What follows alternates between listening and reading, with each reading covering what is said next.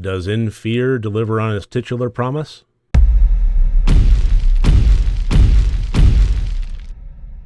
Hello and welcome to RotD Review of the Day, and today I am looking at the 2013 movie from across the pond, In Fear.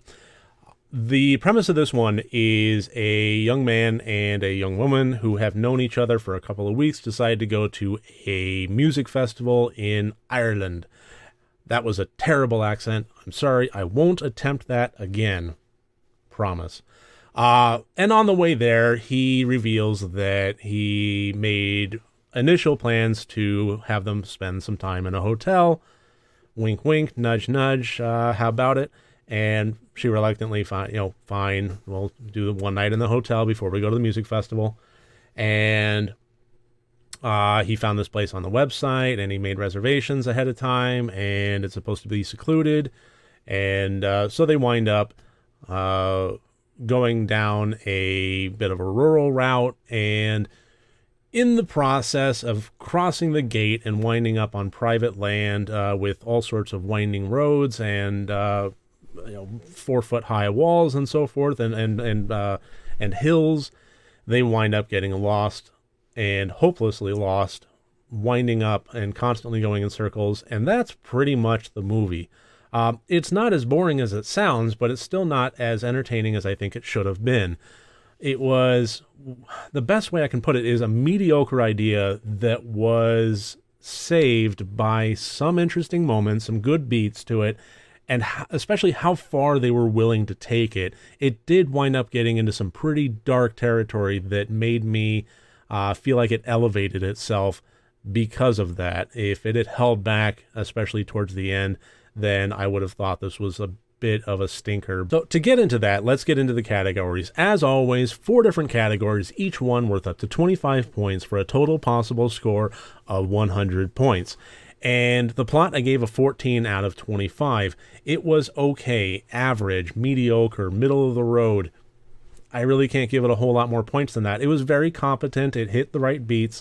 But I really think this worked as a concept, not as a full-length motion picture. If this had been included as a short within, Tales from the UK kind of anthology horror, I think I would have liked it a lot more. If it had been a short read in a compilation horror book, you get my point. It's a concept. It wasn't a fully fleshed out hour-and-a-half long idea. So ultimately, I thought it was well written. It just wasn't meant for the application that they basically crammed it into. So 14 out of 25 for the plot. The intent I gave a 10 out of 25, and here's why. It was clearly going for some really scary moments, some jump scares, some dread, some terror, some low-key, base level note kind of scares, and I really just don't feel like it hit any of them very successfully. There were a few startling moments in there, some guys popping out of shadows, things like that, but I just didn't feel like it really went anywhere particularly scary. They were just a little bit meh. And as far as dread goes, I think in order to have that, you need to have some level of connection with the characters, and I just didn't. I enjoyed them, but I didn't feel connected to them in any way. They were very, disconnected from each other, and that was I don't know how well I feel about that. There was some moments in there where there was some pretty big moral, ethical choices of who lives and who dies, but you're talking about characters that have known each other for 2 weeks, and that doesn't have a whole lot of emotional impact to it, I'm sorry to say. If we're talking about, years-long married, happy couple that have been through hell and back together throughout their years and trials and tribulations, and now they're forced to make those choices, I think it would have punched me in the gut significantly harder, and then we would have had our dread. Now we have some stakes attached to it. As it was, not that making life or death choices for a stranger is even easy, but I think that we're talking about 2 different levels there. So having acquaintances that with the potential for more, hoping, the hotel room and all that, not as much of a punch, so not as much of dread. The acting, I gave a 17 out of 25. I thought they actually did a very, very decent job. The principal characters, Ian DeKuyster,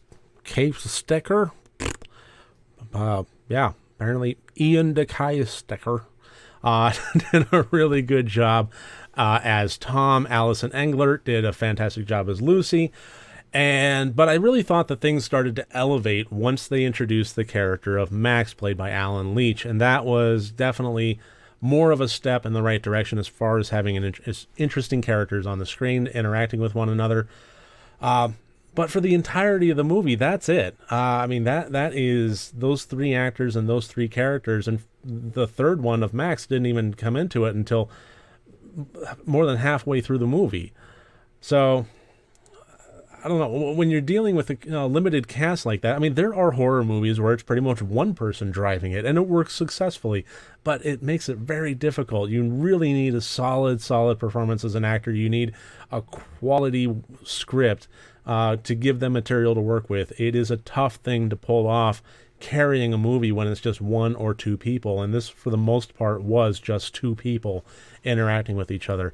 So I thought that the actors did a very decent job of pulling that off, given the level of complexity that they were facing down the barrel of.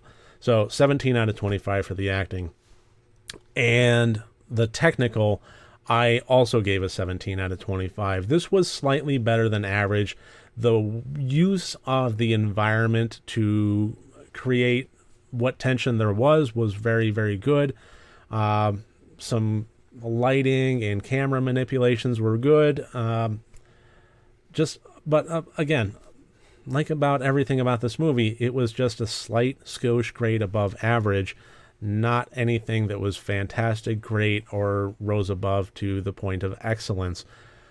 So that gives us a total score of 58 out of 100 points. I want to get into more specific details of this one, but in order to do that, I'm going to need to go into spoiler territory.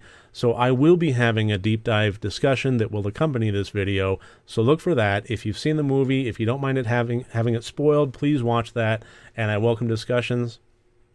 Other than that, please leave comments below. If you like these videos, click subscribe. I really thank you for making me a part of your day.